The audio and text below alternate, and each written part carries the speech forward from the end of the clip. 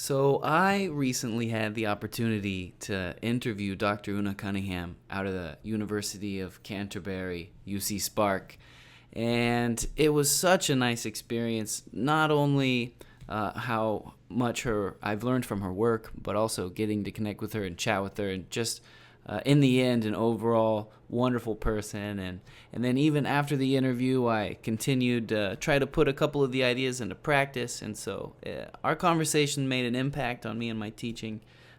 So I want to play that interview for you now. And also there is information. I've taken the information, taken notes, organized it, and written a little paper about it, which is also here, and some highlights because it's a longer interview, and I want to keep it that way so that we can relax and chat about teaching in life. But there is the quick little highlights below if you don't have the time. A little bit of background about Dr. Cunningham and how I got connected with her, and then I'll just play the recording. Dr. Cunningham's main area of research is around migration, language, learning, and technology and all of their various permutations. She's interested in the application of technology for language teaching and language learning, the interplay of linguistic and digital practices of multilingual and transnational families. Curriculum here, her works cited, her bibliography is quite long, way too long to read, but she has put out some incredible presentations and chapters and publications, which I'll put in the show link, her website, and you can see all those. The most recent publication being an article called Language Pedagogy and Non-Transience in the Flipped Classroom, and that was published in the Journal of Open, Flexible, and Distance Learning, 2016, and that is how I got connected with Dr. Cunningham. Incredible article if you're interested in flipped learning or language teaching. Just incredible. It was my favorite article in the last year. I've gone to it many times, taken it with me to the beach to reflect upon it and look over the different colors of pens that I had written on it with. So that being said, Dr. Cunningham, it was really an honor for me to chat with her, and just an overall kind person. So I'll leave it at that. Enjoy. How did you get started into flipped learning anyway? Well, I mean, I would kind of argue that as a language teacher, you've been doing it all along.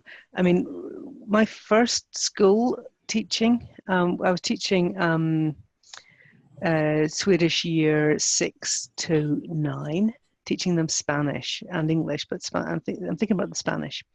And then, already then, and that would have been 2002. Yeah, 2002.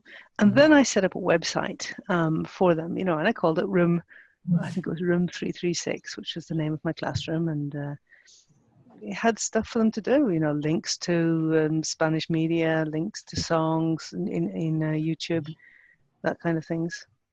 Was it YouTube then? Was it YouTube? I don't remember. But there was links to music videos, certainly we could get.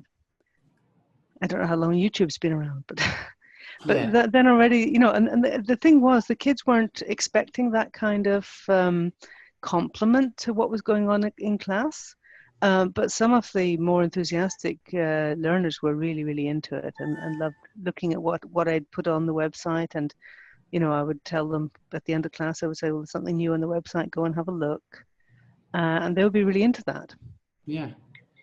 And then, during class, or what I would start off my class. My room was right at the top of a school, and the year 6s came in from another school, so early in the morning, and I'd put on some Ricky Martin or something, and or Manu Chao, and play it, loud volume. The school was empty because it was just the year 6s coming in for their language classes, and they would come into the classroom, dancing to this Spanish music, which was entirely sourced online. At that time, or possibly recorded from online somehow. So that was really neat to have that kind of access, and also to be able to get lyrics of songs, that kind of thing. Because I'm not a native speaker of Spanish, and it's not that easy all the time to actually work out what the lyrics are. Yeah. When we teach the MOOC, that's one thing in the first week that we often hit upon, is that most teachers are always doing a bit of flipping. just naturally. It's a natural progression the way it's worked out. Um, I did the same. I had a wiki spaces page, and I remember recording audio notes on my computer, and I tried to make like a little radio because I was having difficulty finding good listening materials for lower levels. There's always been the Randy's Cyber Cafes kind of a go-to, but I wanted to come up with something a little more natural for the students. It was kind of a radio show, and I'd put those up and put their homeworks on a wiki spaces page. And Mm. yeah, and so just playing and trying to be a good teacher will kind of naturally lead you that way. Yeah, I think if you're interested in the technology yourself, it's just part of your life, and it's part of the way you're sourcing ideas and sourcing material for your teaching, and it's natural to share it with your students. And really, that's what I guess flipped learning, as opposed to the earlier iterations of flipped classroom, are about. And that's what I think I kind of perceived a shift from the classic kind of flipped classroom Mm. approach, where you have these lecture type elements that you prepare for your students online, and then they're supposed to come to class and discuss. It's kind of a lecture seminar model or a lecture exercise or something like that, which kind of might work for some older learners. But really, I think as time goes on and the teachers get more and more material prepared, as it were, then it makes sense to kind of set the material free for the learners and let them self-select up to a point, with some guidance. I mean, I think you can build up a little library of material that you've created yourself and that you've sourced from other educators, because that's a part of the beauty of it all, isn't it? That you can share and use other people's work that's intended for sharing. Yeah. Um, and it can be anything. It can be a lesson starter. It can be something that the students can do it right at the start of class or before class. Mhm. But I mean, really, a lot of it is really at its best when you're using it, I think, for more extensive listening or viewing. Um, Yeah. I think, yeah, it's an important distinction you made there, the beginning of a flip class and now kind of the framework that's developed out of that into the flip learning. I think a lot of people, they say, oh yeah, I tried flipping my class. I do they watch a video and then they do the homework in class. And I think that's kind of what I'd call first generation flipping. They mm, started out recording some stuff and doing some homework activities in class. But then the next round, you have those videos and you start to figure out how you can better use your in-class time.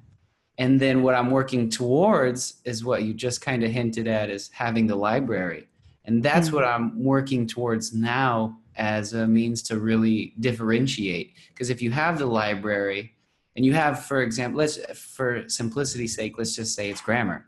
And if you have kind of all of your grammar points for the whole semester done in a video in a bank, you can, how would you use that? I guess I'll just ask you, what do you have people, are you differentiating in a way that people are doing it at different times, or do you do them kind of more in a natural way, hitting through other types of activities, referencing them as you go, or do you sequence them? What do you do with that bank of videos? Well, I would be more of a proponent for, focus on form, for actually directing learners to explicit grammatical explanations when needed, rather than sort of just in time, rather than just in case.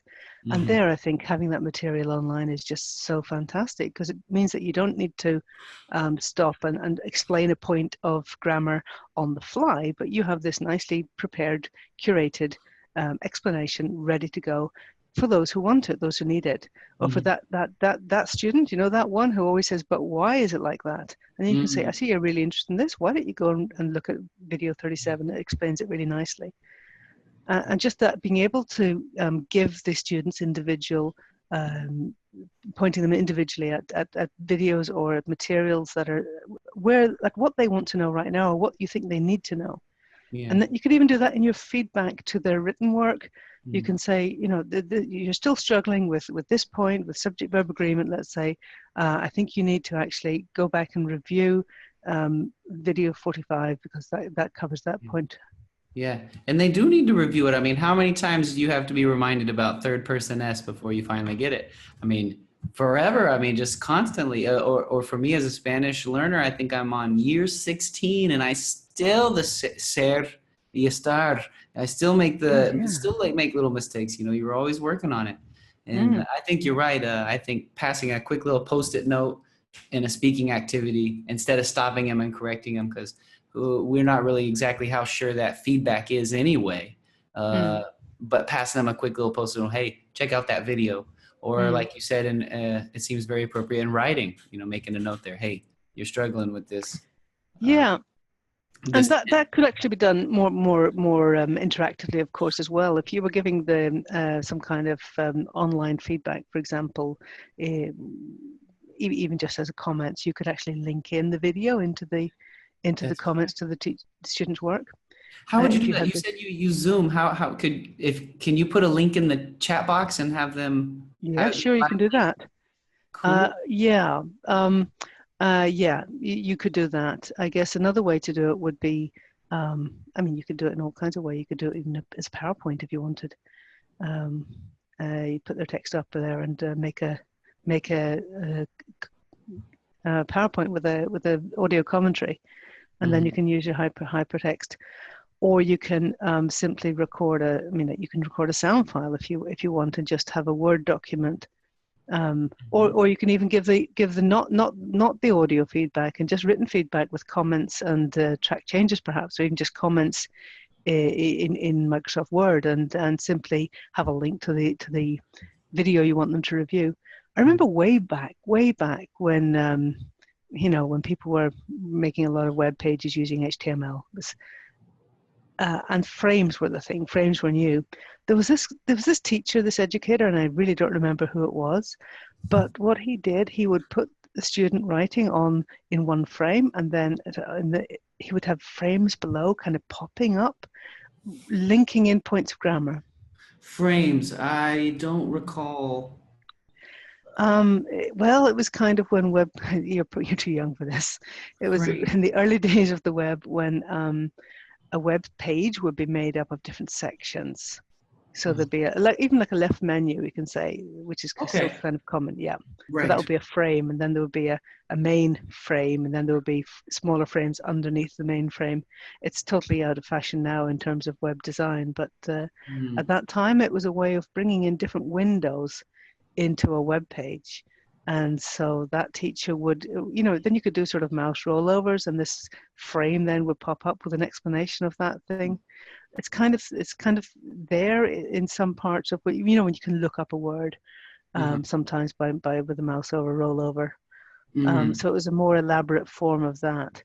But that kind of, that's a lot of work to put into that. But that person, he had a whole kind of web-based grammar, as it were, with different points that he could just, link in the appropriate point at the appropriate place. And it seems like you would have to have some pretty strong tech savvy to do that. Whereas now, like with Zoom, like you're saying, you could simply just pull up, a student emails you a document or shares it with you. You pull it up on the screen, you do record your screen over there, and it saves automatically to the cloud, and they have access to it. And it just seems so intuitive now, so easy to. Yeah.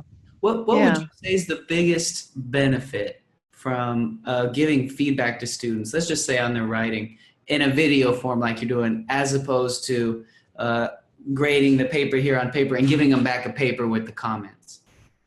Right. Well, I think one thing is that you don't have to make the same explanation time and time again. Another thing is that you don't need to give the explanation on the fly.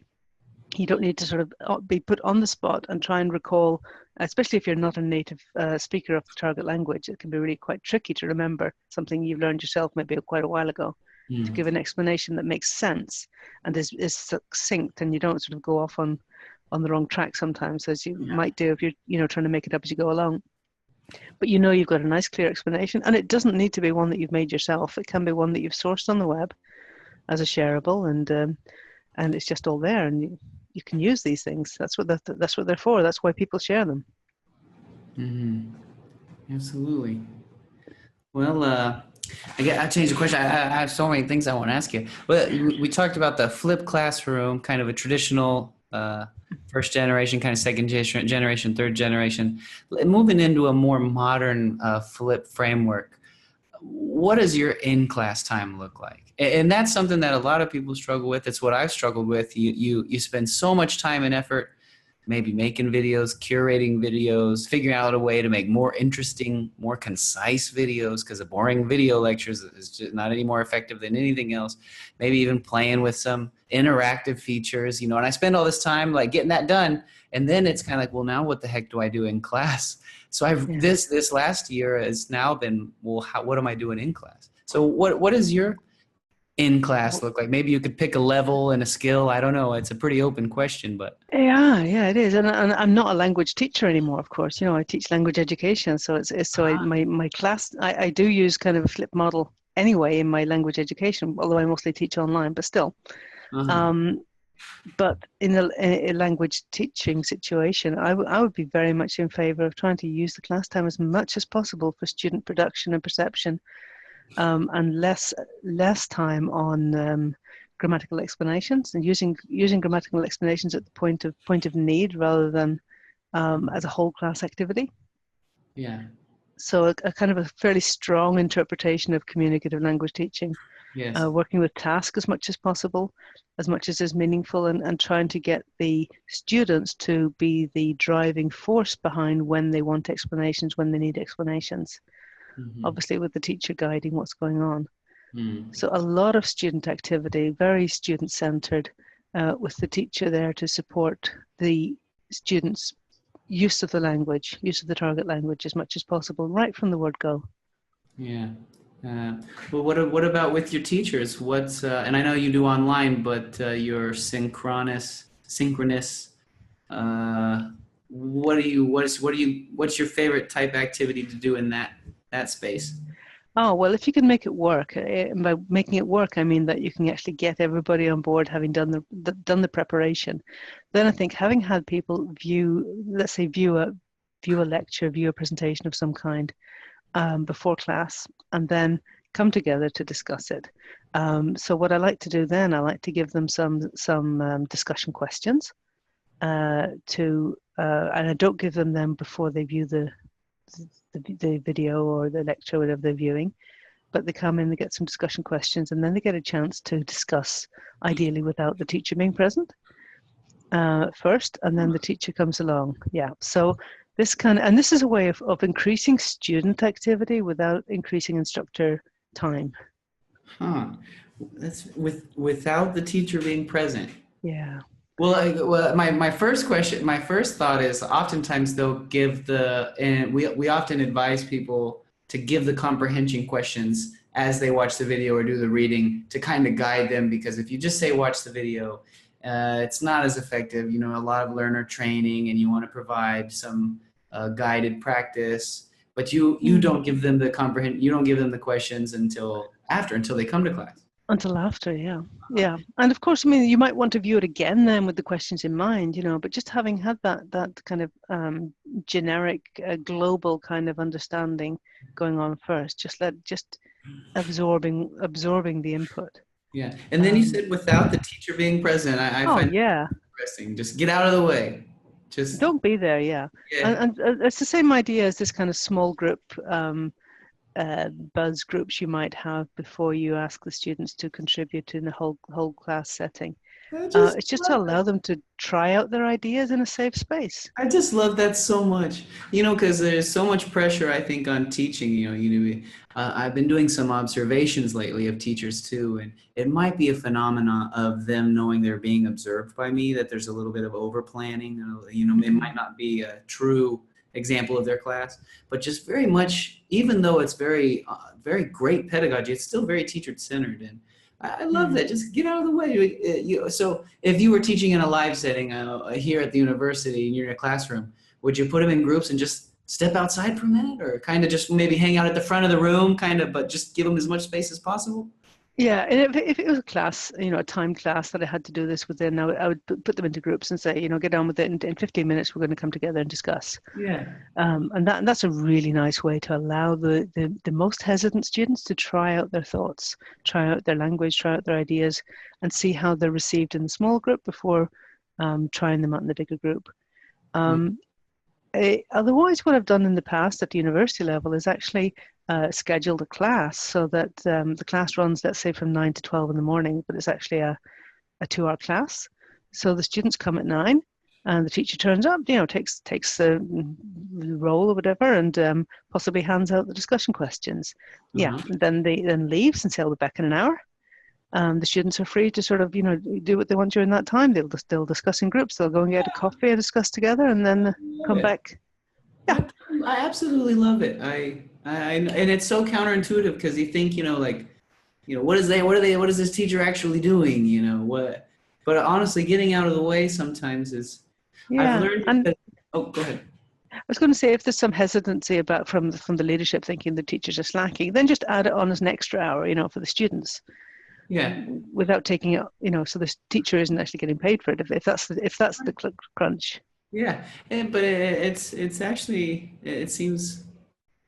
I've learned it because some of my best classes are when I'm very ill. There's been a couple times where I find myself completely ill, just barely mobile, and it obviously changes my classroom planning strategies.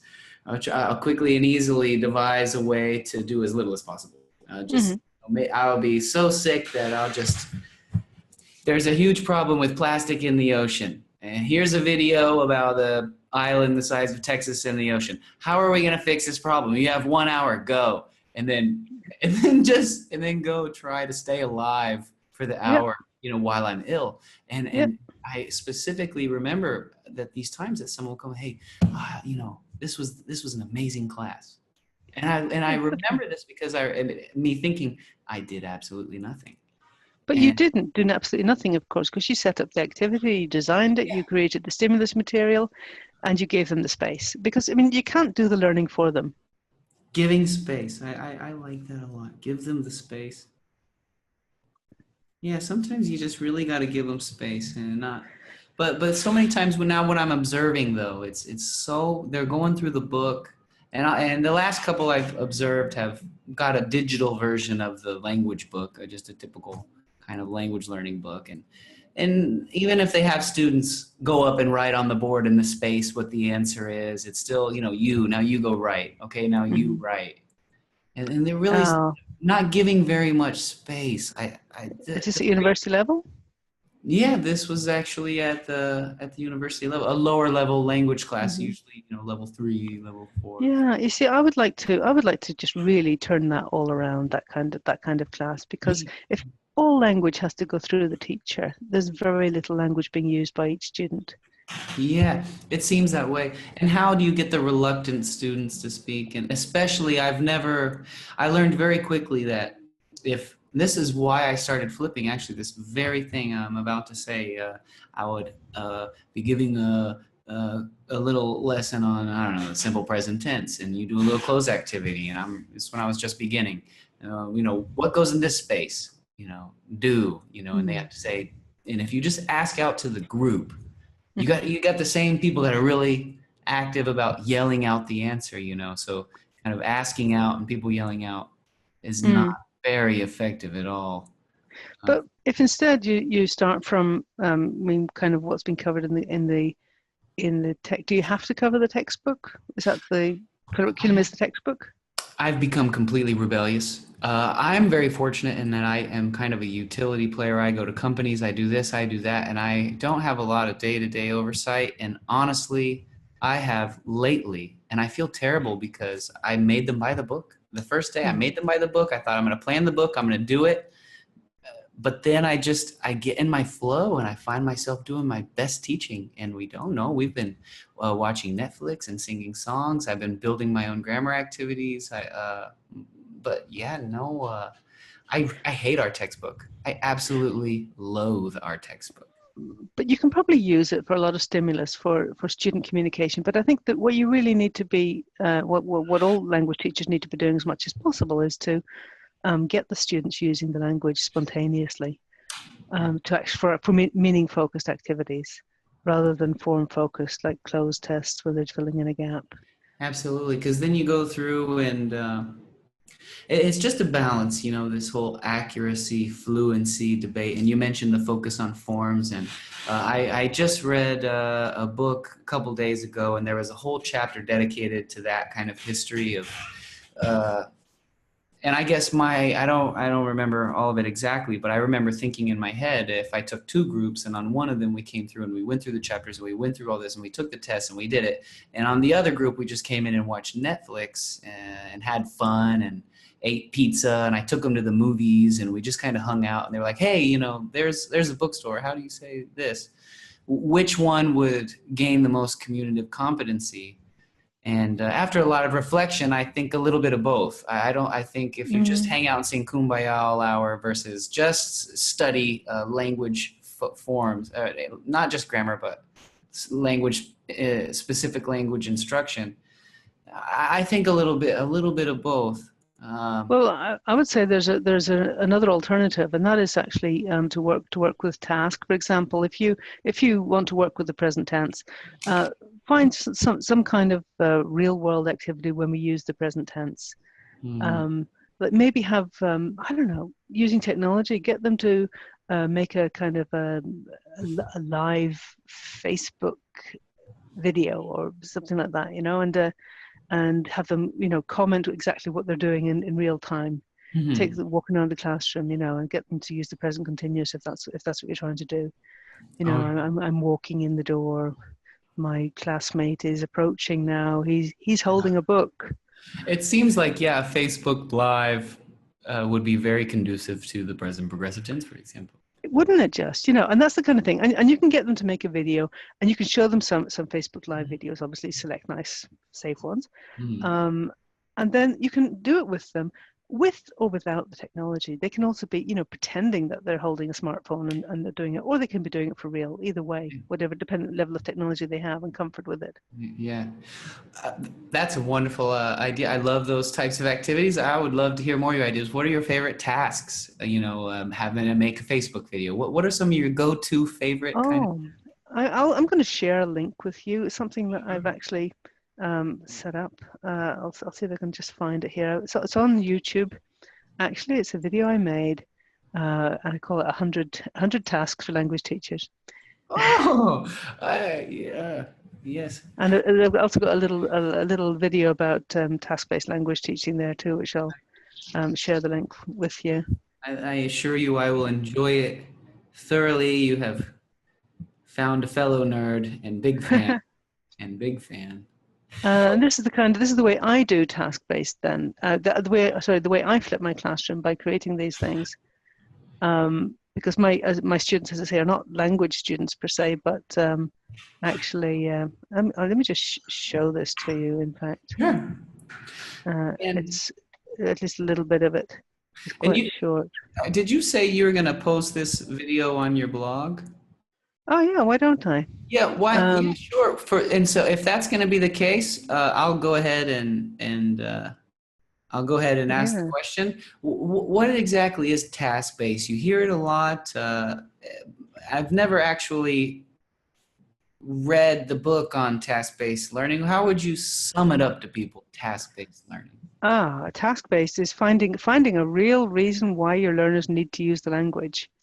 Letting them do something real in the target language. Oh, what a great explanation. So this is it, you know.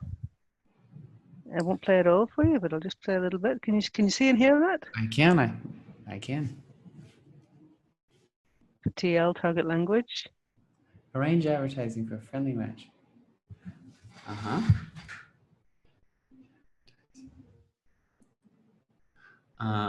Very cool. Oh, this is great. I love this stuff. Choose a card.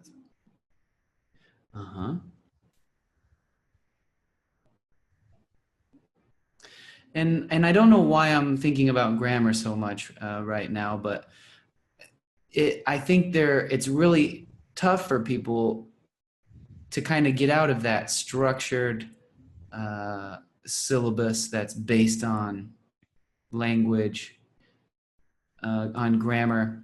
But when I look at these, it just seems like much more natural, because we mix tenses now, don't we? I mean, if you like an advertisement, you know, those, you might have some imperative stuff or some negative stuff, and then you'll have a description, and then some questions. It's just much more natural. Yeah. And lately I've been meditating a lot on this. I had a dream and remembered that how our language is stored in the mind is not orthographically or in words like in a dictionary. They're stored in phonological chunks, which is why I think everything I do should be through pronunciation. I've now incorporated pronunciation into every little moment I can. And those phonological chunks are stored with pragmatic information intact, and including voice. People will remember the actual voice of a person, faces, the context it was used in, the function, the results. So Mm. it just seems like this type of real life activity is going to be much more suitable for Yeah. how Now, of course, we learn it, language. it depends on what kind of assessment the students are preparing for, of course. You know, if they're going to be assessed in a grammar test, then this will only help them indirectly, and perhaps they also need some focus on form.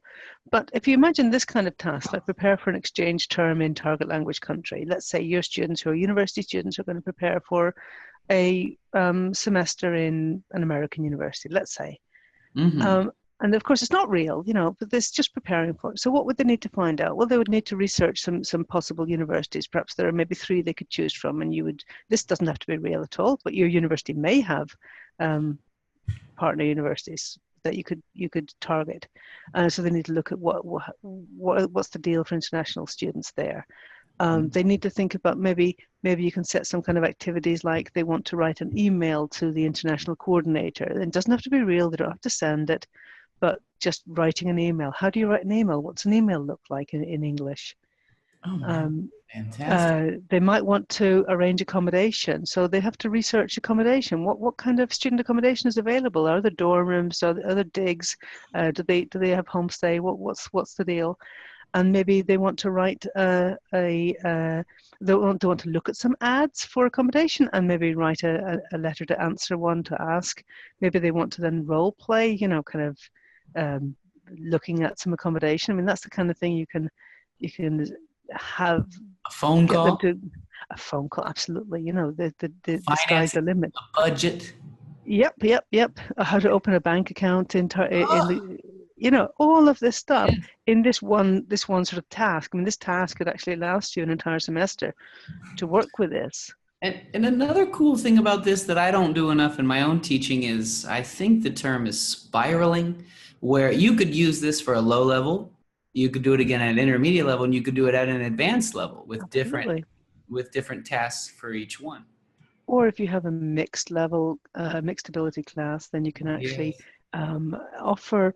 You And we can must have them all all. working on the same thing, perhaps all Uh-huh. working on writing an email to ask for accommodation, but you could have maybe 3 levels of support for them, so that Yeah.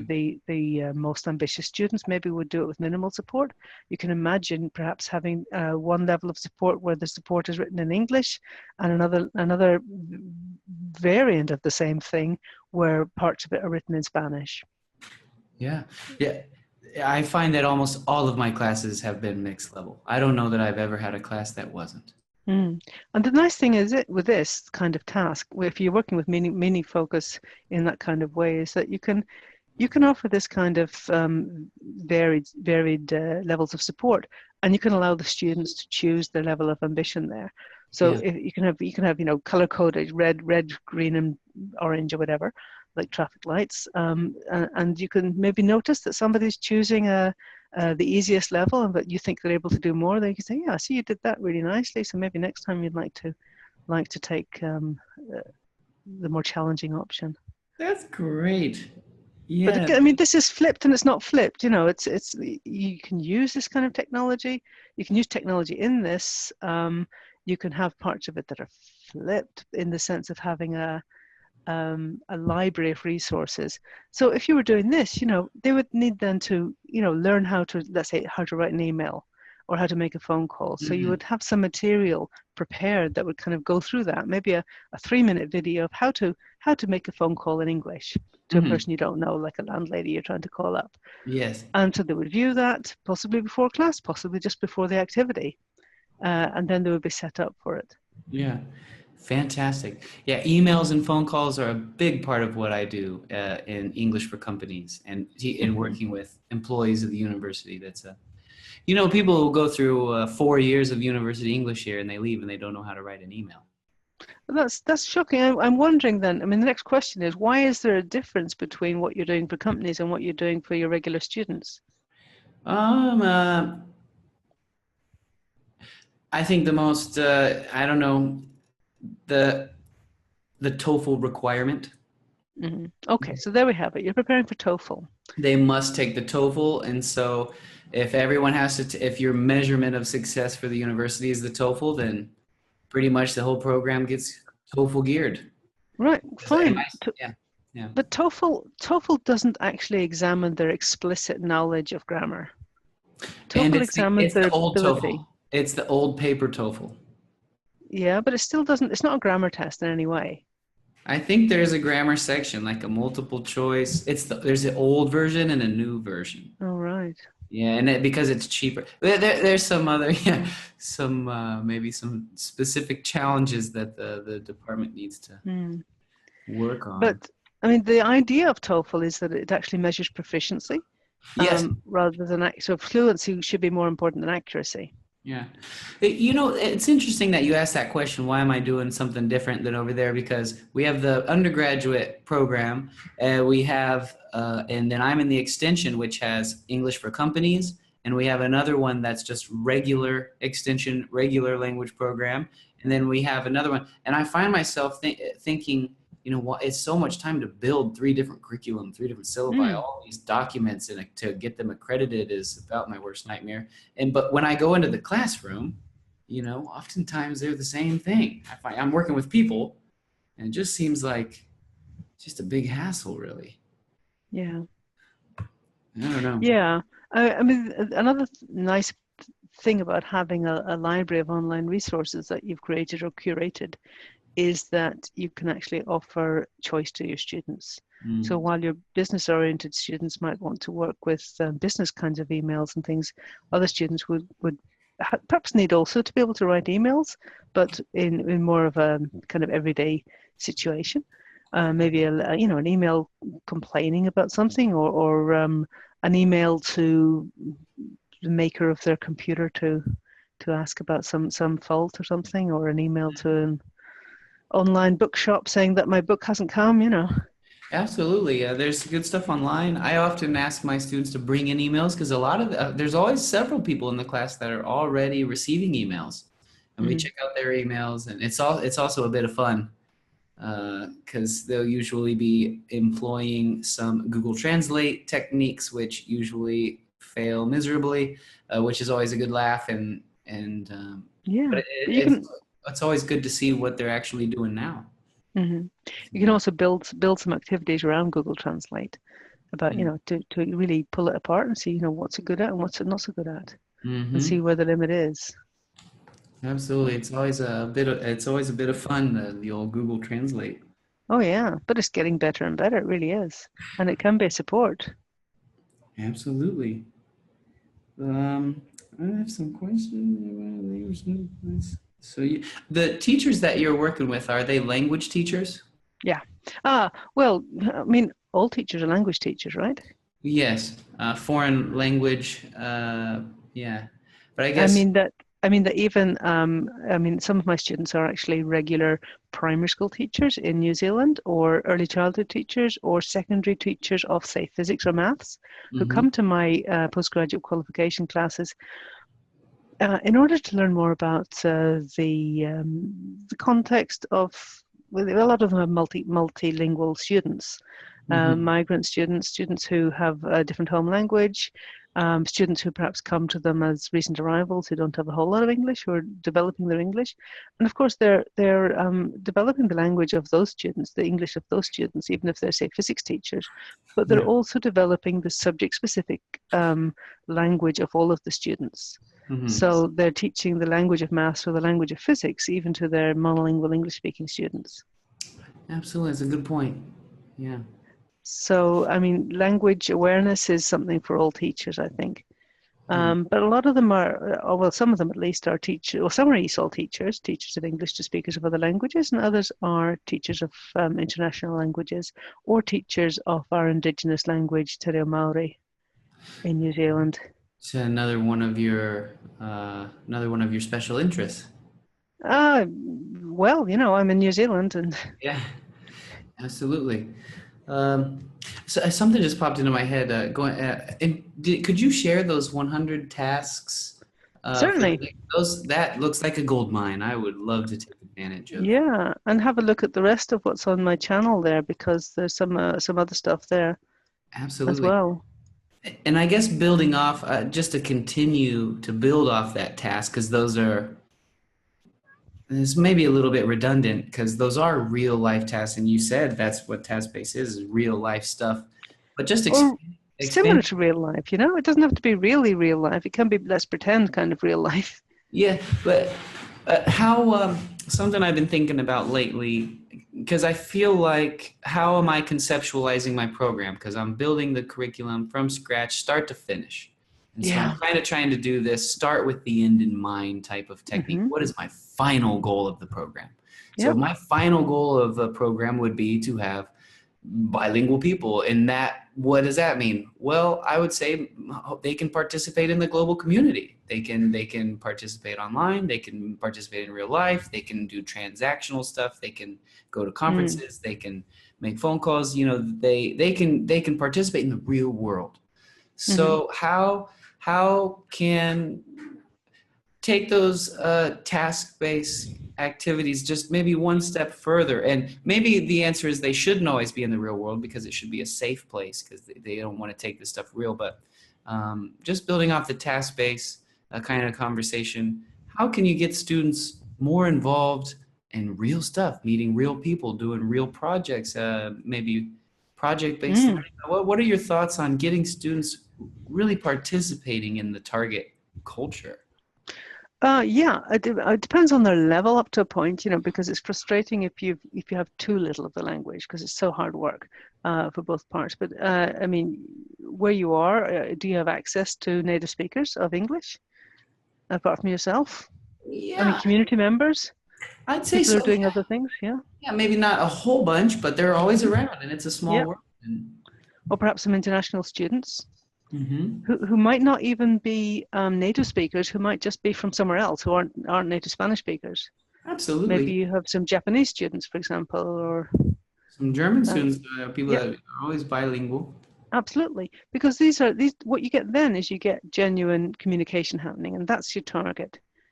Mm. And that's the whole core of communicative language teaching, is to have genuine communication happening. So it's not just this kind of display question. What is this? It is a pen kind of thing. Yeah. But okay, another kind of task could be, okay, let's do a survey and find out how we all get to the university in the mornings, and start making charts and diagrams of that, and then that involves some kind of interviewing each other perhaps, and finding out some real information, stuff they didn't know. Um, then they can take it university wide if they want, and they could sort of make it on a web page. Then they could get the university to publish that or something, or the class could have a web page or a Facebook page or whatever, Facebook group, where they could publish that kind of thing and share it to their friends. Other kind of thing to do would be some kind of telecollaboration, to meet up with a similar kind of class, perhaps in a different country. Not necessarily, it doesn't necessarily have to be in a native speaking country, because while you could do an exchange with a class who's learning Spanish, that's kind of tricky. But maybe an English class in a non-Spanish speaking country, like the Philippines or somewhere, Yeah, absolutely. or anywhere that you have contacts, and just set up some kind of joint project where they can like compare how they get to class, compare what they eat for breakfast. Yeah, very cool. Yeah, taking it to the next step there. You mentioned the present tense. One time I had my students just gen. What was it? Social media habits. How many of you use Facebook? How many of you use Twitter, Mm-hmm. Snapchat, Instagram, etc.? And we did a poll in the class. Yep. Then I had them go out and do a survey of the university. They had to walk around, I think, and ask people around the university. They had to Yep. try in English, and a lot of people around campus know some basic English. So they try in Mm. English and maybe had to do Spanish. So, but whatever. But they were out doing stuff, Yeah. and then they came back and we analyzed it, and it promoted a lot of present tense language. But yeah, taking it to the next step would be maybe contact a teacher in another place, Mm-hmm. and maybe do a group, connect them with other people. Yeah. Yeah. And maybe they could interview each other then, so you actually get a real reason to use English. Connect with other students. I love that. One of my students, Diner, yesterday was sending WhatsApp messages on his phone. He's a very eager speaker, and he had the idea that in the meantime between class, people should be sending kind of frequent random messages, voice notes on our little chat group on our phone. Mm-hmm. And so he was on the bus sending, talking about how he was at the phone store or whatever, and his limited English. And while he was, and it was great. And while he was on the bus speaking English, this girl behind him was like, "Hey, where are you from? Oh, why are you speaking English?" And I think she might have been German, but the next thing you know, they had a conversation. And he's an A1 right now, and he loved it when she got off the bus. He was like, this gratifying feeling of it works. Yeah, it works. His confidence soared. He felt like he had done something that now he will be able to do again, is what he said. And I just that meeting someone. I think that feeling, as you say, that all of this stuff I've learned in class, it's actually useful for something. Now, being able to sort of recite verb tables isn't useful in that way, and filling close sentences isn't useful in that way, but being able to sort of make rudimentary conversation and not worrying about making errors, that's the thing. Because I think a lot of students are really concerned about getting it wrong, so making a mistake, but really there is no genuine language learning without errors, because just like a child, the learner has to be able to test their hypotheses about the way it works and try it out and try to extrapolate from what they know to things that they haven't said before, but think they might be able to. Yeah. Well, yeah, there's two things there. I took a note here. Hopefully I can get to both of them. But yeah, I've started on some action research. I really want to research, and I've never been able to. It's because I haven't been asking research questions. It's so basic. I'm very novice in it. But I've started on some action research, and it turns out on all my surveys, they're all mentioning losing fear, losing embarrassment at the moment of speaking. And this is such a common, it's unavoidable. It's so common. So what do you think about that fear of errors? Maybe one, just your take on that, just speak freely. But I'd also like to know if you have any research on that, because I don't really want to use Krashen's effective filter theory. It's received a lot of criticism. I'm not really into it. I'm trying taking advantage of the situation a little, but also just your general thoughts on the subject. Yeah, well, there is research on language anxiety, but I don't think there's any real answer to how to cure it. My personal pet idea is to actually reward errors. And sort of give points out of actually grade for errors. So the more errors, the better. Because if you're making errors, then you're trying to create language. If you're not making errors, then you're memorizing or copy pasting, whether literally or kind of figuratively. You're just parroting language you've heard, chunks you've heard, and putting them together. Whereas if you're making errors, then you're creating language, and that's the only way to learn language. I like that. Rewarding errors. I often try to set the tone by learning a little Spanish. If there's a word that I don't know in Spanish, then I'll maybe try to learn it and maybe muff up the pronunciation a little, kind of laugh a little, try to create that I'm also trying to learn and that mistakes are okay. But I like that. That's a more direct, grade for errors. But yeah, it's the fear and embarrassment and shame. I think it comes from being afraid that you're not going to say it right and they're not going to understand you. This fear of errors. And also building up tolerance of not understanding everything.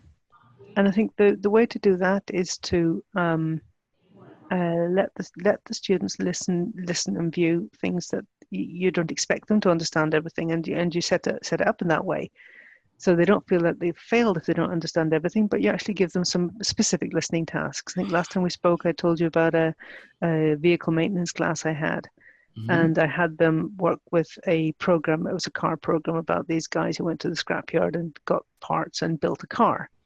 And so the guys liked this program because it was about cars and about things that they knew about. But they didn't catch everything because it was in, Northern English dialect or whatever. But they did catch some of it. And so setting up listening tasks where they're listening for a specific piece of information can allow them to become used to not understanding every word they hear and not feeling a need to translate every text they're given into their own language, into Spanish in your case. But actually to say, okay, 80% of it I don't understand, but the 20% I'm looking for, that I can get. Yeah. So they're reading for something, they're listening for something, and that is a very reassuring kind of task. Yeah. And then you can have some kind of activities, perhaps when they are required to express some things in a way that a hypothetical or real person who doesn't speak any Spanish can understand. And it doesn't matter if it's right or wrong. It's they have to express it. And one way to do that might be, I don't know, you can also use, we talked about using Siri or some kind of AI listening. Yeah. Voice to text. Apparatus, voice. If the computer can understand you, basically, if you have some speech to text or some kind of question or chat bot or something that you can use, and see if you can make yourself understood to the computer. I mean, that's really empowering because the computer doesn't judge you. Yeah. Did you see that Sugatra Mitra TED Talk? He just dropped off a computer in India and they came back a couple months later and they were speaking British English. Yep, we have a whole section on that in one of my courses about computer-assisted language learning. Well, we look at that video, we look at some of his other stuff, and we look at some of the stuff that's been published for and against him.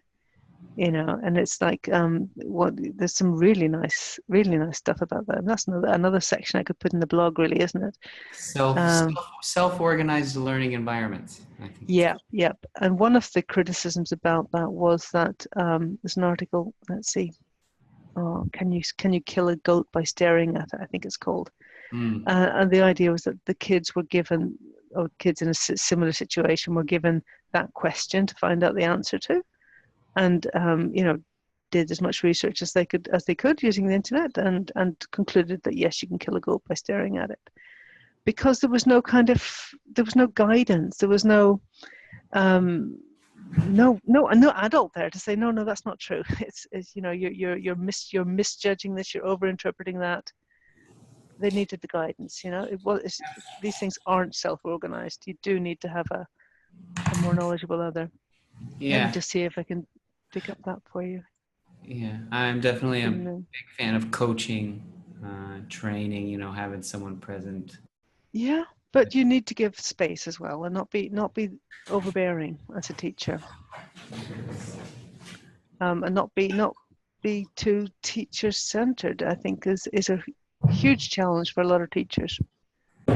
I've been in the classes I've been observing. It seems so. They seem it's very teacher-centered. It's very controlled. The only thing I've ever published was just a very small kind of opinion piece, and it was all about giving control, about from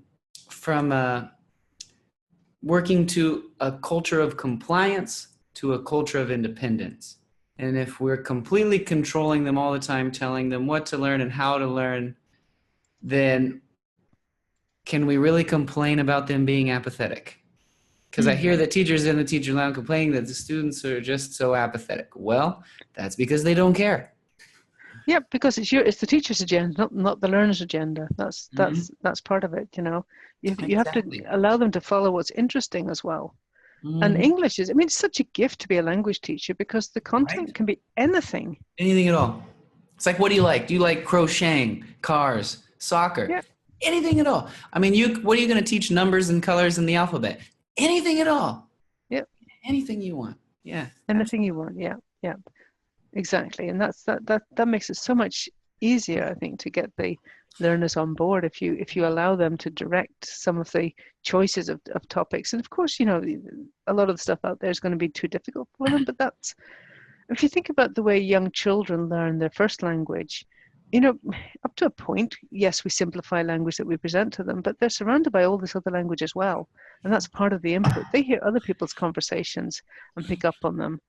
And even if you listen to a parent speaking to a young child, they're not just taking the present tense, they're all over the place in terms of language imperatives. And Well, yeah, absolutely. And I'm in grad school, my lead professor was a big fan of emergent grammar and was very not formal. So one could argue that they're not grammar rules at all. They're rule-like, these emergent patterns, but the kids are learning them, by as phonological chunks, and by getting those chunks over and over and over again, they're kind of more or less inductively growing a database. So I guess that's a whole nother debate, but yeah, absolutely. It's the fear. Trying to dig out this section I had about the Indian project.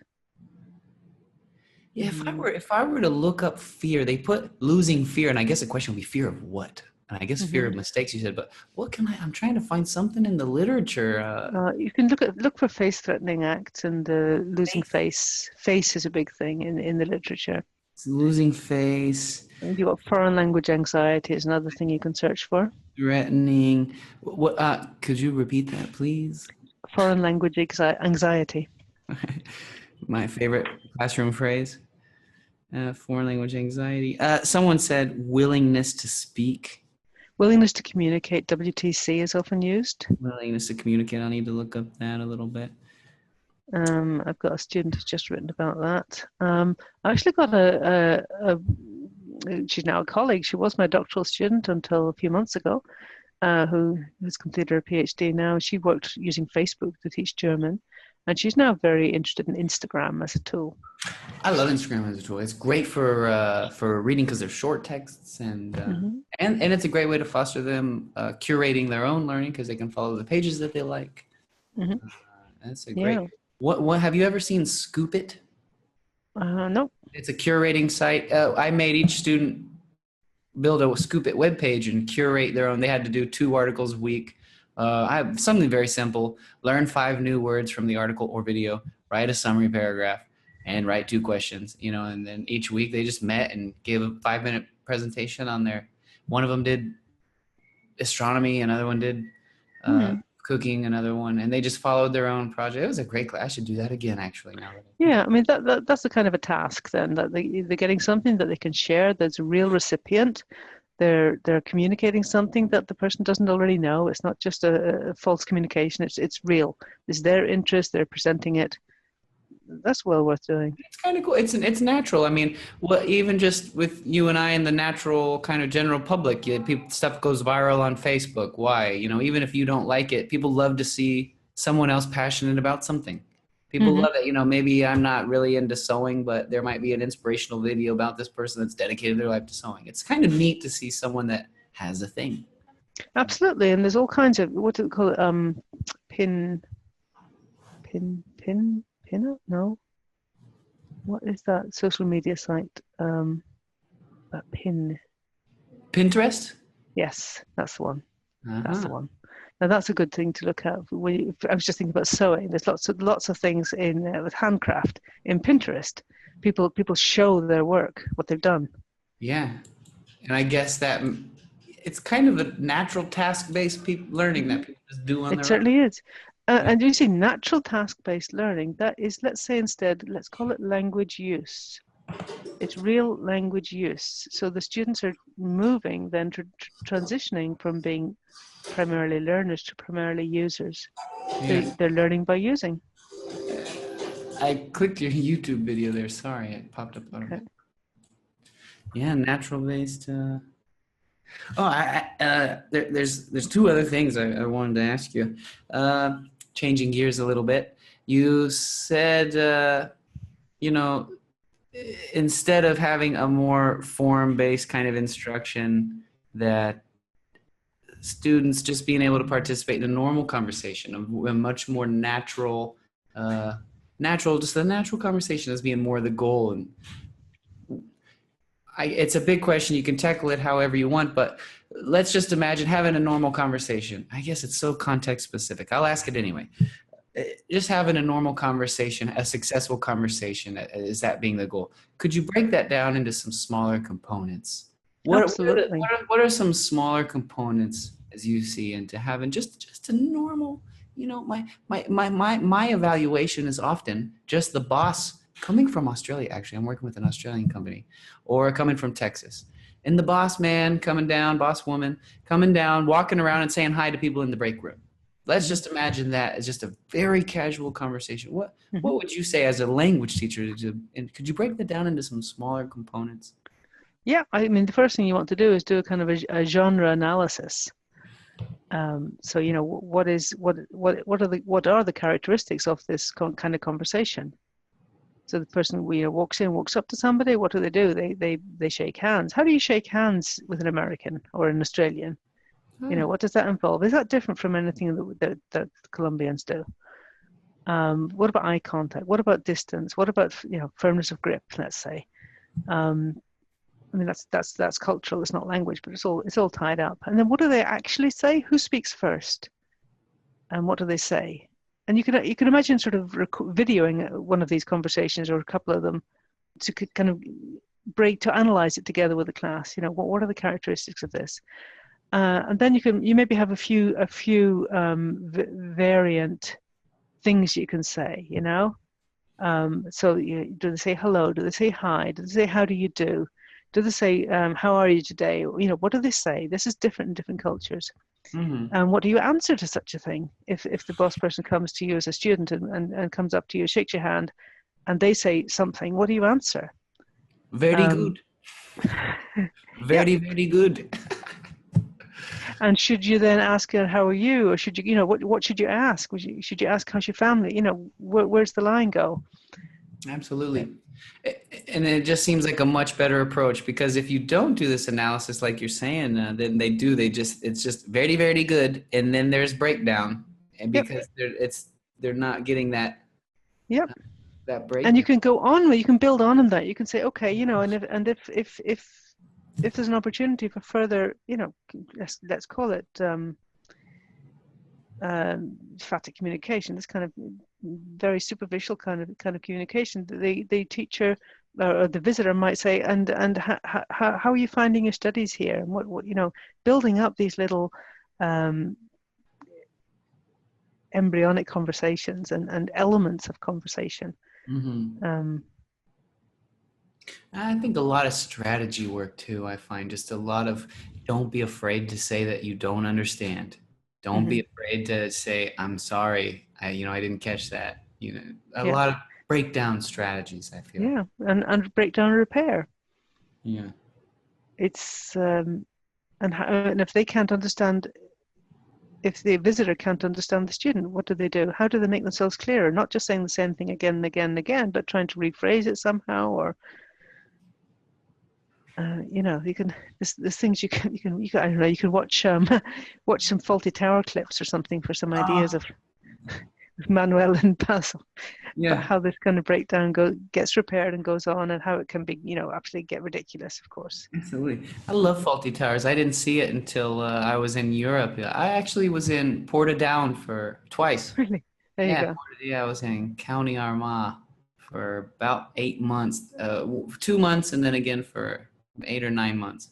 Goodness. I discovered that show. It doesn't run in the States very much. Really? Not much, I don't think. No, it's really old now. Maybe I think it's from the 70s, isn't it? Great show, hilarious. Yeah, and really useful for language teaching because it's very visual, very easy to understand. So the clips from things like that. The Monty Python I use quite a lot as well. I mean, as a language education specialist, one of my favorite one is, I don't know if you're familiar with The Life of Brian, Monty Python film. There's this scene with the Romans have invaded Britain, and these rebellious Britons are trying to say Romans go home. No, it was in Palestine. It's The Life of Brian, of course. So Romans go home, and in Latin, and of course they got it wrong, grammatically wrong. So this Roman centurion came and gave them a Latin lesson, a sort of old British boarding school kind of Latin lesson. It's really funny. That's one I use a lot in my teaching. Cool. And yeah, and appropriate, great materials. But also about this kind of focus on forms, about how sort of unhelpful it is really in language education, unless that's the only assessment that you're looking for, or the only learning outcome is that they should know about the language rather than being able to use it. Yeah.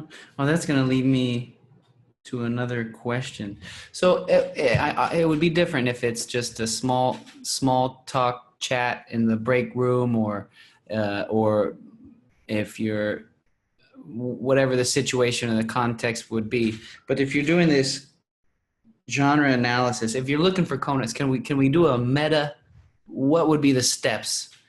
Because you walked me through the steps. If it's a small chat kind of meeting, could we meta step above that? What would be the basic 1, 2, 3 steps? Yeah. Because you could have your whole task built around, now your boss is coming from Australia. What might happen, And so another kind of scene you might set up is that 2 or 3 students are invited to join the 2 of you for lunch or for a meal in the restaurant, Mm-hmm. And so all kinds of things will be happening then. Let's say that there's a nice, you bring that person to a nice, typical Colombian restaurant in the evening, and your students are given the task of explaining the menu to the visitor. Mm-hmm. Of helping them to order, of explaining the selection of drinks, what they can order, maybe somebody is asked to pick them up from the airport and bring them to the university. Not for real even. This can all be an exercise in the class. Like Absolutely. Next month, a visitor's coming. This is what we need to do. So Group A, you're going to work on preparing to pick them up from the airport and bring them here. Group B, you're responsible for arranging them. They're going to come stay in your home with your parents or whatever, and you're going to be their host. So you need to find out things like, do they have special dietary needs? You're going to have to write them letters and that kind of thing. And I mean, it's just imagination. And just go. It's fantastic. Okay. So then the next one I wrote down here, I was right on down the list. Writing objectives. I find myself. I have found lately with flipped learning, I've discovered this Bloom's Taxonomy Teacher Toolkit. Mm-hmm. It's a big diagram. I don't know if you've seen that document, but it's got tons of sample questions and objective verbs to use in objectives. Mm-hmm. If you Google Teacher Toolkit Bloom's Taxonomy, it comes up. It's a very helpful document. But and I use that a lot. But how do you go about writing objectives? Do you I find it tricky, the writing objectives, honestly. Well, yeah. I mean, I think they need to be really concrete. Now, you've mentioned A1, so I'm assuming you're familiar with the Common European Framework. Oh, yes. Now, you've seen the self-assessment grid there, I guess? Yes. So, I mean, really, those descriptors can be reformulated as outcomes for particular levels, And those are your targets. There it is, really, in its entirety. Yeah, it just gets so down into the details sometimes, and sometimes it just seems hard for me building the program from scratch, because you want to make objectives, and then you want the activities to match the objectives and the assessment, and just putting it all together can be a little tricky. But honestly, it should just be real simple, like you said, just use those and keep it simple. Well, a lot of European language education at school level is built on the Common European Framework, and they have some nice outcomes that you might be able to borrow. Great artists steal. I mean, these are open source things. These are adapt. Yeah, absolutely. But I think of the Swedish ones. Could I Google search it or? Yeah, let's see, English. You got English. Let's say English 6, which is upper secondary. They got 9, 8, 7 levels, maybe 7 levels right through school of English. Let's see if I can find it here. My computer's getting very slow with the Zoom. Look for it on my iPad.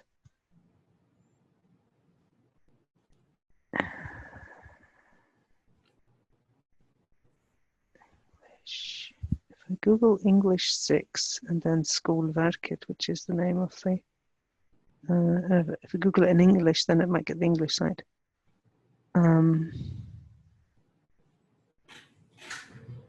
Let's see if that turns us up anything. It does, yes. So if you just Google English 6 and then Skolverket, which is School of like that. School of what was that? Skolverket, I put it in the chat. I'm not catching that last word. It's in the chat. Uh-huh.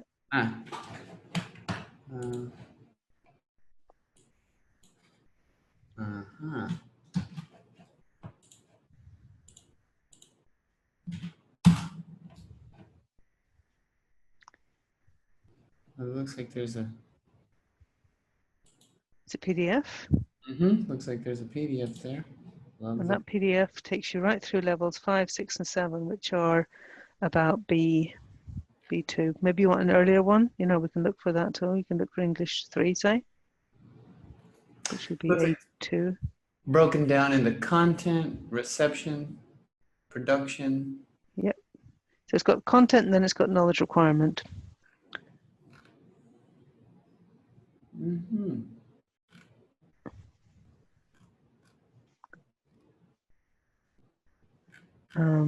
Let's see if we get anything. If we go.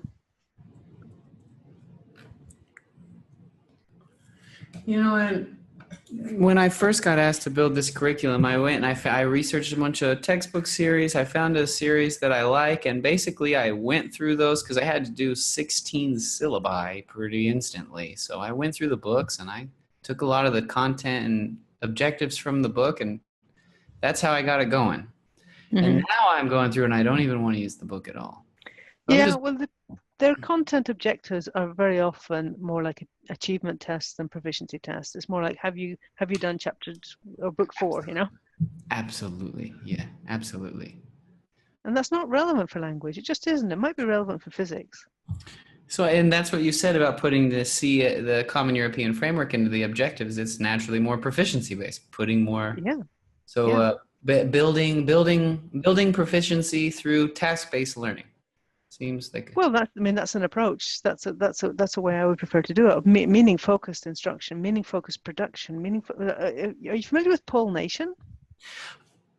I'm 4 strands. Yes. I'm a little obsessed. I have several of his books right here. I have this one on my desk. The one about speaking and listening.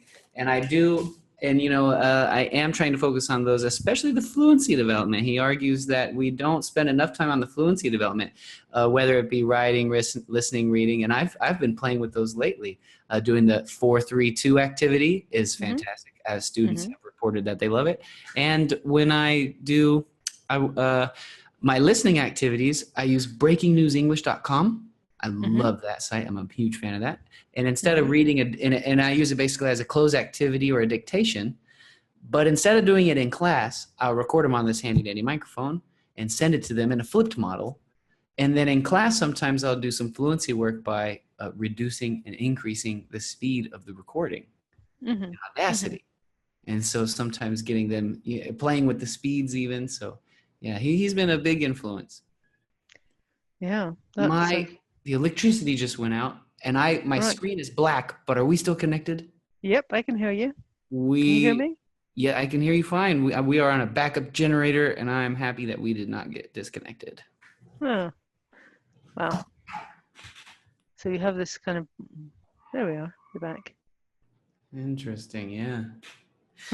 I'm going to have to go in just a few minutes. I wanted to ask you one more question that you mentioned at the very beginning. We'll go round circle here. It was the very first thing you said, actually, about teaching Spanish. And you said Ricky Martin and I think it was Manu Chao.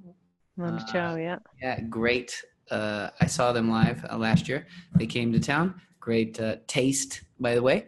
But about songs, and this is my first kind of action research paper I'm working on is with songs, and I've just got such positive results from them singing, and I think I should use them much more. But there's kind of this feeling of we're just hanging out singing songs every day, then I'm not really working. But I found that teaching pronunciation and linking and sounds and songs, and Yeah. in their reports, they've basically I'm trying to work on a little model, but basically just losing fear over and over and over again, losing fear. And you said that they'd be laughing and dancing together, coming into class dancing. So just your overall thoughts on language specific learning, but also becoming a group using songs. Oh, that's great. You know, I've seen a research paper. It's a Swedish research paper, and I haven't read the whole thing. I just even read it as, you know, the kind of the title or something. But it was about choir singing in Sweden. And what they found was that choir singing is huge in Sweden. People love it. But they found that people don't only breathe together. Obviously, they have to breathe at the same time in a choir, but their heartbeats actually synchronize. What? That's mind-blowing, isn't it?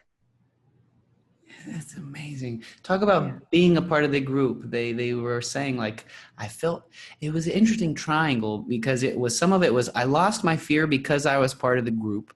Some of them said I lost my fear because I was vocalizing, and they were moving them. And I don't want to say pronouncing. I like this word vocalizing. Yeah, moving. I like that word.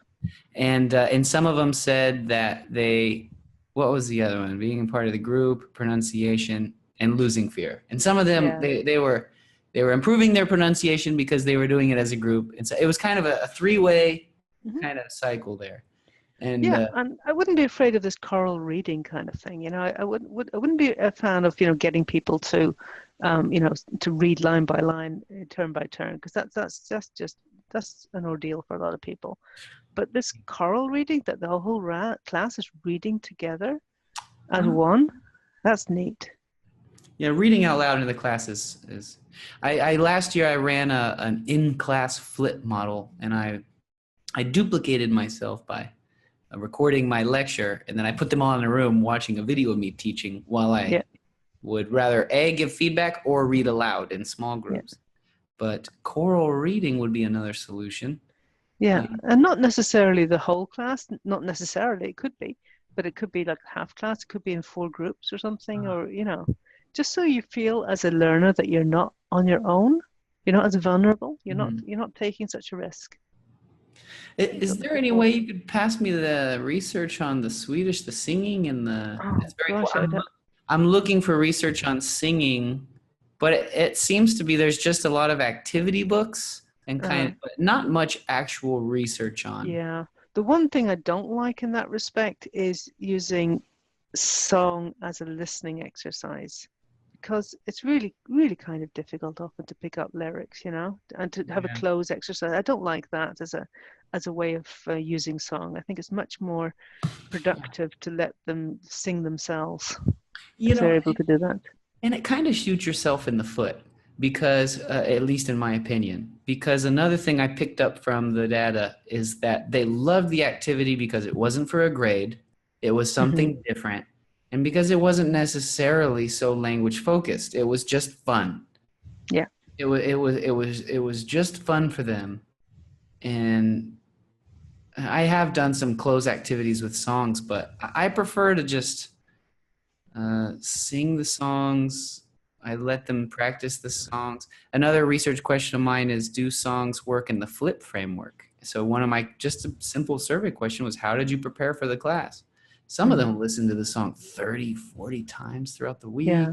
And I learned they would print the lyrics. Some of them would download the karaoke version of the song without words, and they would actually just sing it karaoke. I mean, the responses are fascinating. They really engaged, prepared, and then they come to class, and then they felt so special together, and they lost their fear, and it's very interesting. And they said a lot that it would. I said one question I asked in it was just 5 questions.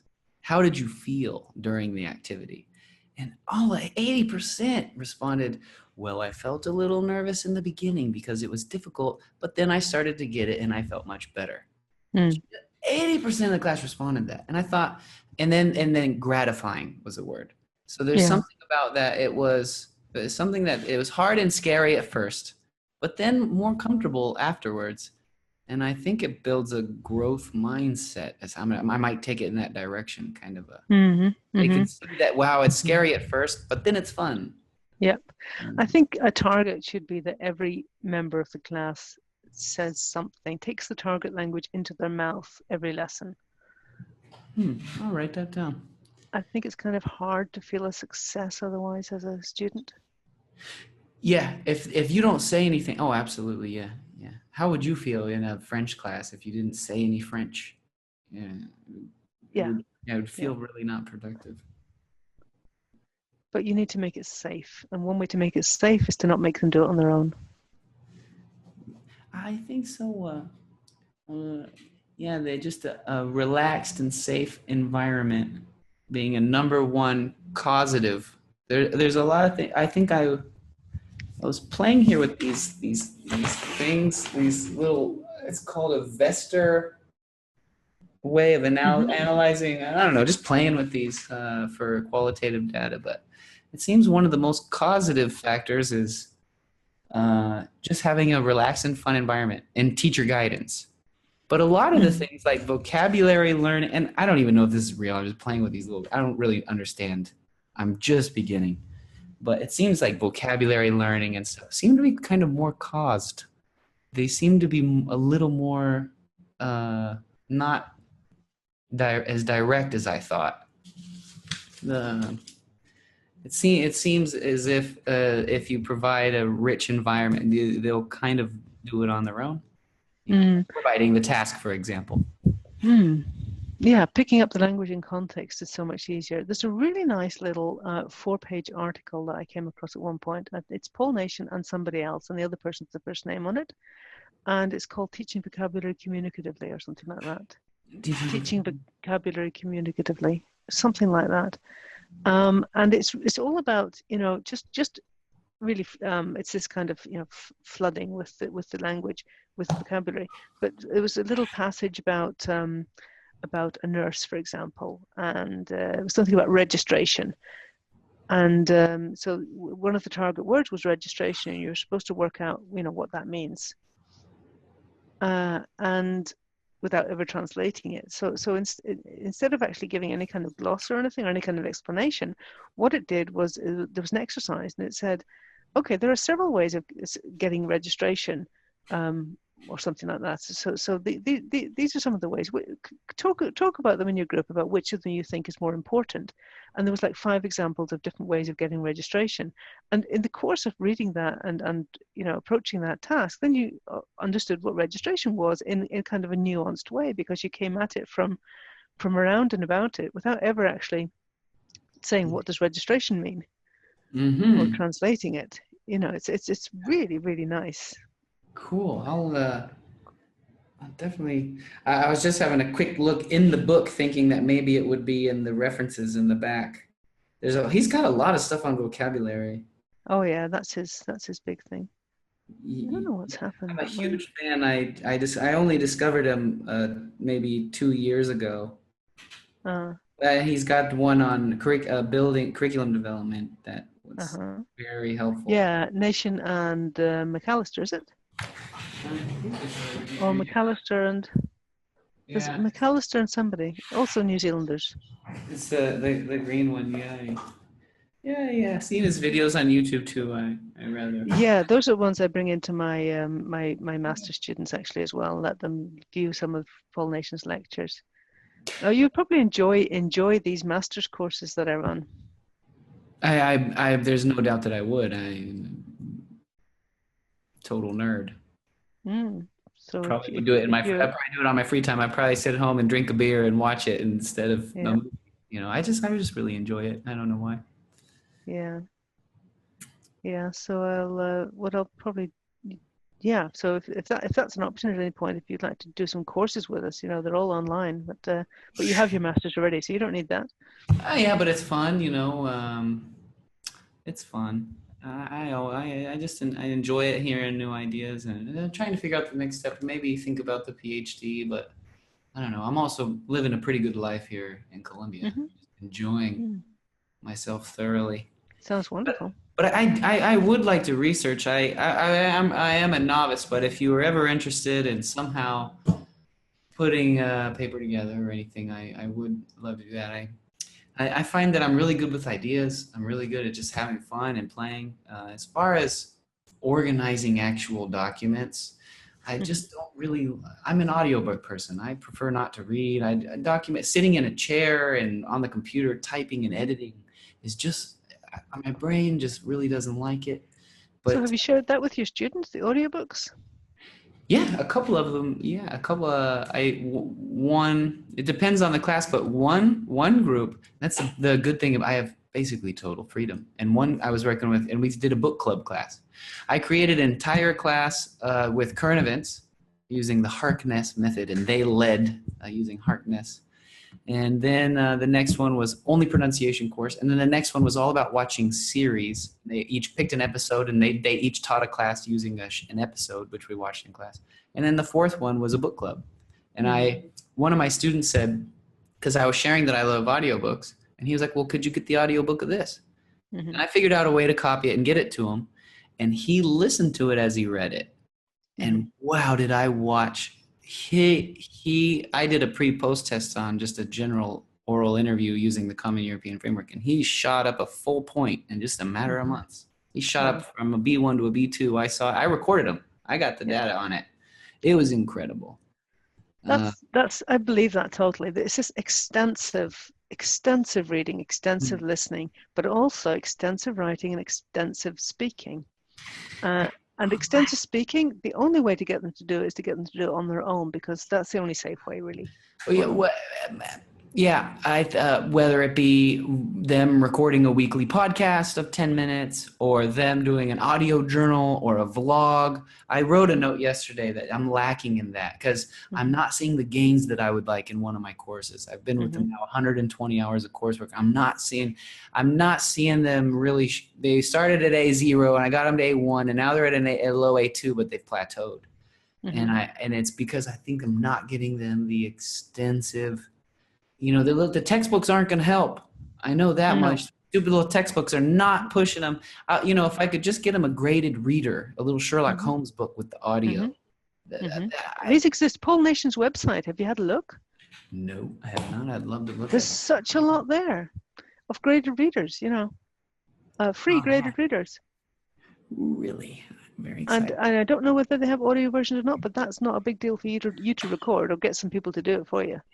So it's a one-off job, I got my handy dandy microphone here. Then you could read it at a normal speed and then make a slower speed and a faster speed. Yeah. But consider also having some of your students do it. Yeah, why not? And that's also a good way to do this extensive speaking, is actually to allow them to read aloud. What's your take on reading aloud? Not for the class. What's your take on reading aloud? I think it's great. I think not in front of the class, unless they're very confident, and then I think it's better they record it. Yeah, I had a colleague that was pretty adamant about not liking. He was just saying that it wasn't a good way to measure and practice pronunciation, that it wasn't a good true test of speaking, and that it. But honestly, I love reading aloud. In Spanish, I learned a lot by reading aloud. Yeah, I wouldn't use it as a test of speaking. I wouldn't use it for pronunciation necessarily, but for general language proficiency, for becoming familiar with the language, a nice simple text to read aloud, perhaps even the text from your book. Just get the students to read them aloud privately. Yeah. To record themselves, to read it several times until they're satisfied, and then even to have that as their own little podcast, that as part of their flipped part of the class, they can have recorded themselves until they're satisfied, and then go around and listen to it several times to become familiar with the content. Yeah, and a great way to have an artifact, a non-transient. There you go. Artifact. Yeah, absolutely. That's a great idea. I really it hit me that I'm not seeing the gains that I want, and it was for lack of extensive these little activities in the book. These textbooks, they like split the page down into 2 columns and have these little bitty activities. It's just it's too artificial. There's no communication happening.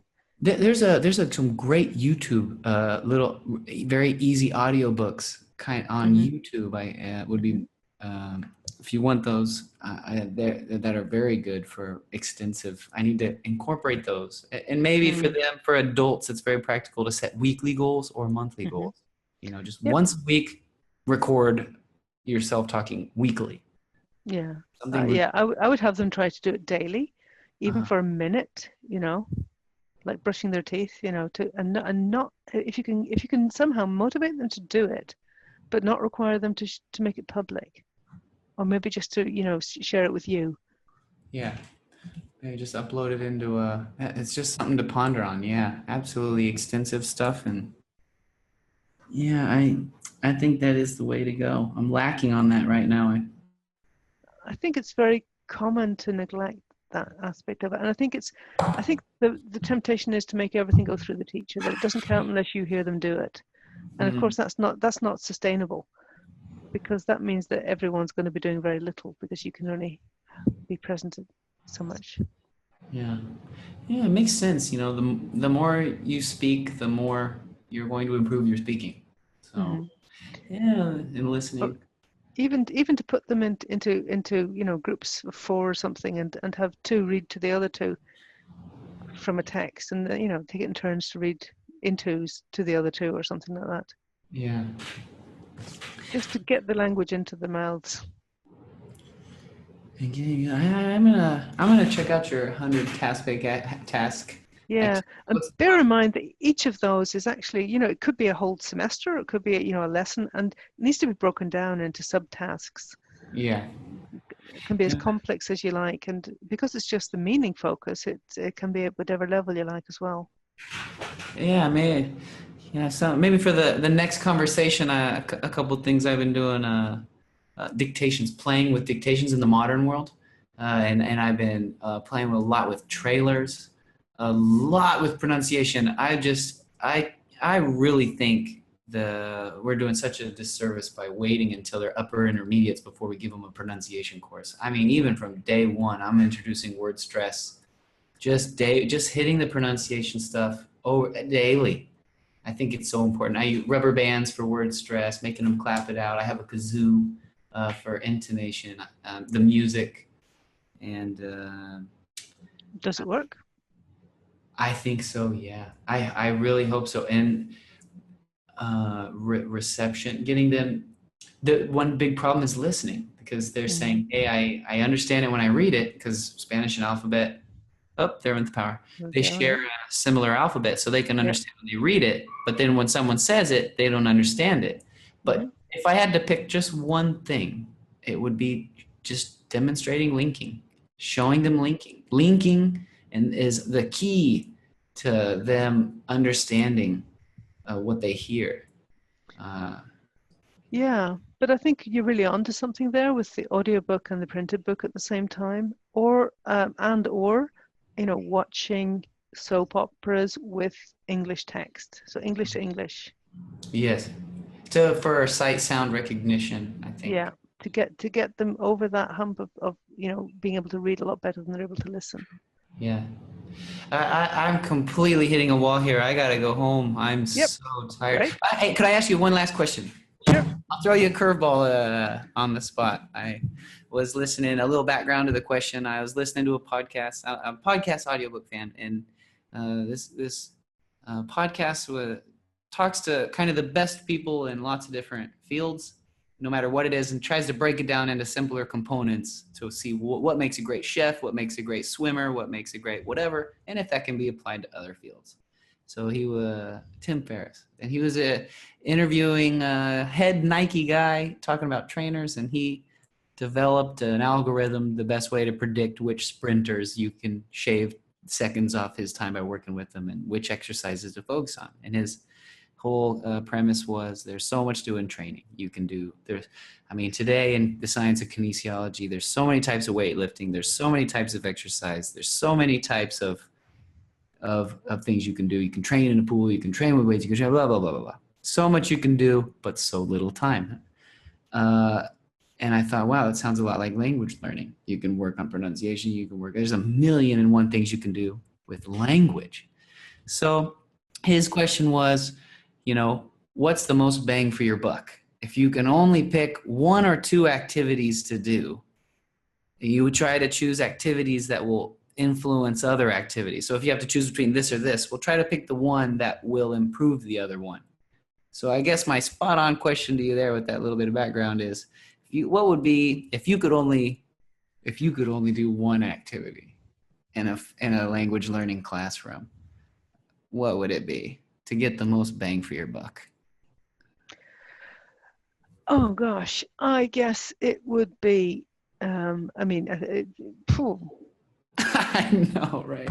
getting the students to use the language, to make a necessity for using the language, and probably something task-based, a task that felt really close to them, that would be intrinsically motivating. Mm-hmm. Something that they needed to do for some reason. What's your favorite? You know, in your previous classes, what if you think now? What's been one of your most memorable classes and task-based activities where you really saw the classroom as you would have wanted it? I think that would have to be when the students are doing something that they really care about, finding out something that they really want to know. So I think we had an activity in Spanish class working on the Eurovision Song Contest. What was that? The Eurovision Song Contest. You might not be familiar with that, but it's a Europe-wide, well, Europe in the extended sense of the word, including Ukraine and Israel and places that aren't typically thought of as parts of Europe. Every country, through a whole set of domestic heats, produces the one song that they send to the European finals, and it's a competition in song. And it's huge in Europe. It's really, really popular. I mean, it's amazingly popular. If you Google it, you're going to get astounded by how popular it is and wonder how you never heard of it. But there you go. But so it involved them, investigating the songs that the different countries were operating, but through Spanish websites, through Spanish media, and learning about the different artists, and then learning about the Spanish song and the Spanish artist, and creating profiles of the preferred singers and presenting them to each other. I mean, it was a very small class because it was an advanced level Spanish class, and they're typically not more than a handful of students in them, which is of course different, but you could do it with a bigger class as well. Just getting them to actually find out something they wanted to know and telling each other about it in the target language, and finding out in the target language and talking about it in the target language. And teaching them all kinds of just tools, how to politely, if they're making a presentation, the genre there, how do you open, how do you close, and discussion, how do you politely object, how do you ask a question, how do you say I don't agree, in a nice way. And that kind of activity is very low budget, it's very simple, but it can be really, really engaging, and the students can get quite involved about this, particularly if they perhaps, I mean, you could do various things with that, but you could have them represent different countries each, but all in Spanish or in whatever the target language is. Yeah. And maybe have a non-transient product at the end of it. Yep, absolutely. Having them, they could actually, have because a big part of the Eurovision Song Contest is the voting procedure at the end, where they have, especially for a beginning class, all these numbers,